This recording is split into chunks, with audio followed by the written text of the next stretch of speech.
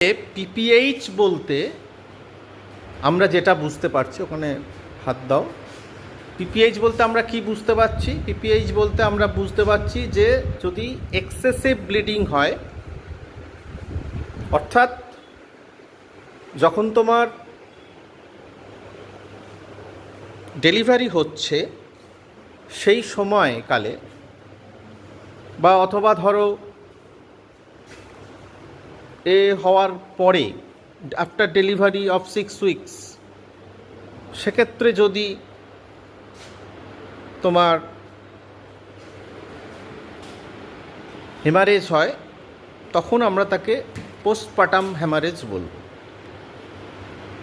এবং সেক্ষেত্রে দেখো এখানে দুটো ক্যাটাগরি করা রয়েছে, দেখাও। হ্যাঁ, একটা হচ্ছে প্রাইমারি আর একটা হচ্ছে সেকেন্ডারি আফটার ডেলিভারি। যদি অন ডেলিভারি হয় তাহলে সেটাকে আমরা প্রাইমারি পিপিএইচ বলবো, আর যদি আফটার ডেলিভারি 6 উইক্সের মধ্যে হয় তাহলে সেটাকে আমরা কিন্তু